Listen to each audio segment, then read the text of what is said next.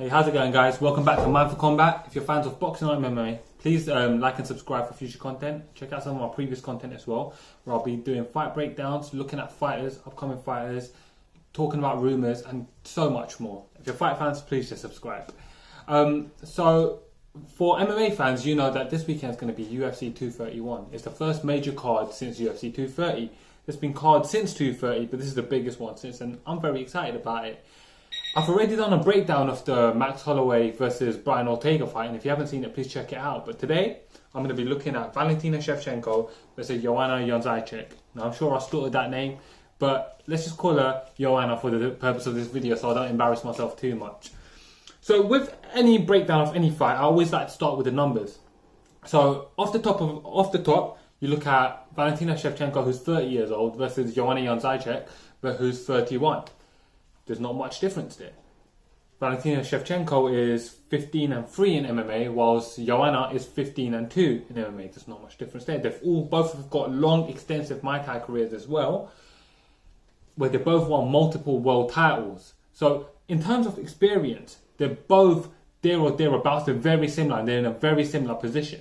The difference here lies that Joanna has had a lot more high-level MMA fights in terms of the caliber of opposition. So while Valentina's been in there with the likes of Holly Holm, which was an impressive win, she's beaten Juliana Pena, she's fought Amanda Nunes twice, and both of those fights were close. Particularly the second fight, I felt like could have gone in Valentina's favour. But then you look at Joanna, who's vastly more experienced. She's won a world title. She's defended it on 5 different occasions.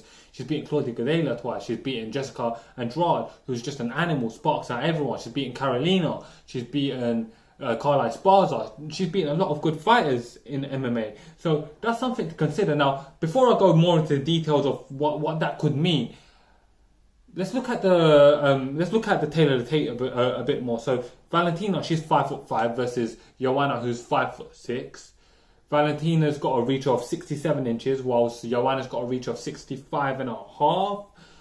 They're both Muay Thai fighters, they're both stand-up based fighters, and I think over time, Joanna's turned into a lot more a pressure fighter as well as a Muay Thai fighter, whilst Valentina's comfortably become a counter striker. You saw that in the Holly Holm fight, where it could have been a bit frustrating at times. And even when she fought Amanda Nunes, I feel like the second fight she could really put a stamp on it if she wasn't counter-fighting so much. I feel like if she would have gone for it a bit more. There's some issues to consider here. So firstly, when we were looking at Joanna, this is something that I was touching on earlier. So Joanna's had a lot of big fights in MMA, but she's also taken a lot of damage in MMA. So you look at her fights, even the fights that she's won with Claudia Gadelha, the second one was a war. You look at her fight with Jessica Andrade, it was a war. You look at her fights with Carolina, it was a war. She's been stunned, she's been hurt, she's come through it. Stuff like this will have an impact on your body and your abilities. It'll wear you out. You won't be the same fighter. So I wonder at what stage of Joanna's career we're actually at. I know they're not dissimilar in age, but when it comes to MMA, Valentina hasn't really taken any big beatings. She hasn't really taken any huge shots that would really make you worry about the trajectory of her career. Those 2 Rose Namajunas fights for Joanna were particularly brutal. The first one saw her get brutally stopped when she submitted in the end. And the second one was a 5-round war, which she's done a lot better, but it still bears considering.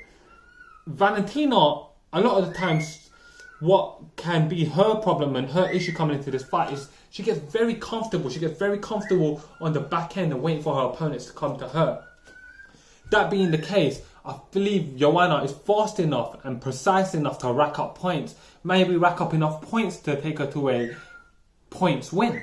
That's possible. That is very possible, and that's something that Valentina's got to be very aware of coming into this fight. And every fan of Valentina has to know that that's a very particular possibility. I don't think the fight goes like that though. So the version of Valentina that we saw about in her 125 debut, well, I mean in MMA it was her 125 debut, was vicious. It looked like she made the necessary changes, and a lot of people were saying about how bad they felt for that girl, Priscilla, however you say her name, Priscilla, I think it is. Also, she's got to be carrying a mental edge into this fight. She is 3-0 against Joanna in in Muay Thai, and this is going to be a predominantly stand-up fight. So my prediction is that we're going to see a Valentina decision over 5 rounds. I feel like she's going to get the better of the stand-up exchanges. I think she's going to have the cleaner, crisper combinations. And though I expect Joanna to come on strong towards the end of the fight, I don't see her finish. I'm predicting Valentina's going to win, and she's going to be the new 125-pound champion. Thank you, guys. Please like and subscribe.